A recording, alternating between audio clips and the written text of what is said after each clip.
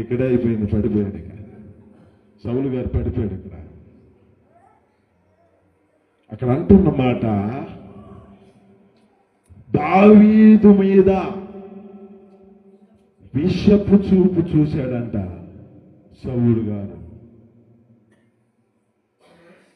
ఈ దావీదు గారి యొక్క జీవితంలో అనేక పర్యాయాలు ఇతనిని వ్యతిరేకించవచ్చు. ఇతని మీద ఈ యొక్క వ్యక్తి ఎదురు తిరిగిపోయి జయించగలిగిన శక్తి ఉంది. కానీ శక్తిని ఉపయోగించగల, తన బలాన్ని ఉపయోగించల, తన జ్ఞానాన్ని ఉపయోగించుకోల. దేవుని ఎదుట ఇతడు అభిషేకించిన వాడు నేను ముట్టకూడదు. హల్లెలూయా. హుషారు చూద్దాం. హల్లెలూయా. దేవుని యొక్క సన్నిధిలో మెలుగుగలిగిన వాళ్ళు హల్లెలూయా చెబుదాం. నిద్ర వస్తున్న వాళ్ళు హల్లెలూయా చెబుదాం.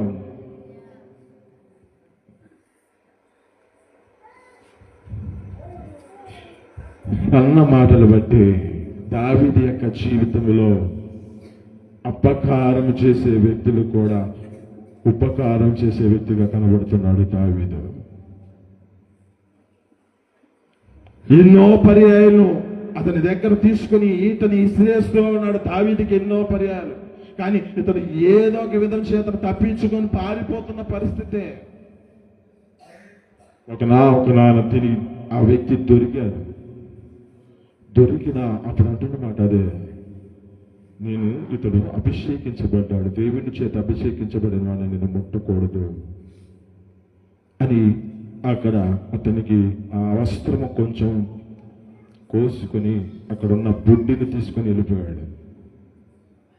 అప్పుడు కేకలేస్తున్నప్పుడు శత్రువు సైతం అక్కడ మెచ్చుకుంటున్న పరిస్థితి కనపడుతుంది.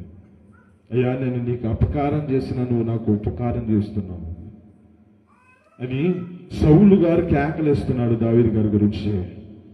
ఆమేన్. హల్లెలూయా. ఇక్కడ దావీదు తునీకరించబడిన వాడిగా ఒకటి కనబడుతున్నాడు. రెండు, ఇతని జీవితంలో దేవుని కొరకు నిలబడే వ్యక్తిగా కనబడుతున్నాడు. మూడు, తన జీవితంలో శత్రువు సైతము తన జీవితంలో మెచ్చుకునేవాడిగా, అపకారికి ఉపకారం చేసే వ్యక్తిగా కనబడుతూ ఉన్నాడు. 3, 4 ఇతని జీవితంలో రాజుగా ఉన్న దినాలలో తను చేసిన పాపాన్ని ఒప్పుకునే వ్యక్తిగా ఉన్నాడు. ఆమేన్. హల్లెలూయా.